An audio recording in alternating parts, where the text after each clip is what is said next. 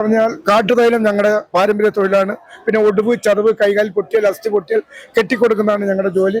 രാമച്ചത്തിന്റെ കിടക്കകള്, മരത്തിന്റെ ചെരുപ്പുകള്, യൂക്കാലി, കാട്ടുതൈലം, ബ്രഹ്മിലേഹ്യം.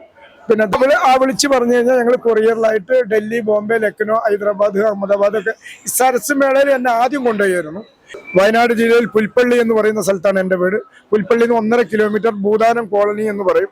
ഞങ്ങളുടെ പാരമ്പര്യ തൊഴിലാണ് ഇത്. അതെന്ന് പറഞ്ഞാൽ കാട്ടുതൈലം ഞങ്ങളുടെ പാരമ്പര്യ തൊഴിലാണ്.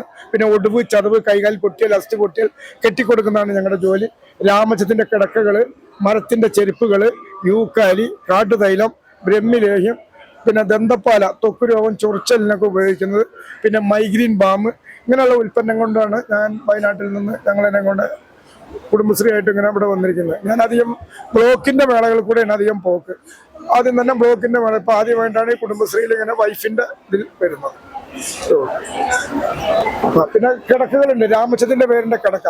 ഇത് നമുക്ക് നടുവേദന, വാദം, ഊരവേദന, തണ്ടൽ വേദന ഇങ്ങനത്തെ ഇതിനൊക്കെ ഉപയോഗിക്കാം. പാരമ്പര്യമായിട്ടുള്ള തൊഴിലാണ് ഞങ്ങൾ. നമ്മള് വിളിച്ച് പറഞ്ഞു കഴിഞ്ഞാൽ ഞങ്ങൾ കൊറിയറിലായിട്ട് ഡൽഹി, ബോംബെ, ലക്നോ, ഹൈദരാബാദ്, അഹമ്മദാബാദ് ഒക്കെ സരസ് മേളയിൽ എന്നെ ആദ്യം കൊണ്ടുപോയിരുന്നു. ഇപ്പോൾ കുടുംബശ്രീ ആയ പിന്നെ ഞാൻ അധികം പോകുന്നില്ല. ഞങ്ങൾ ഓരോ സ്ഥലത്തേക്ക് അയച്ചു കൊടുക്കും. ഇപ്പോൾ തിരുവനന്തപുരത്ത് നടന്നപ്പോൾ അയച്ചു കൊടുത്തിട്ടുണ്ട്, കൊല്ലത്ത് അയച്ചു കൊടുത്തിട്ടുണ്ട്, കോട്ടയത്ത് അയച്ചു കൊടുക്കും.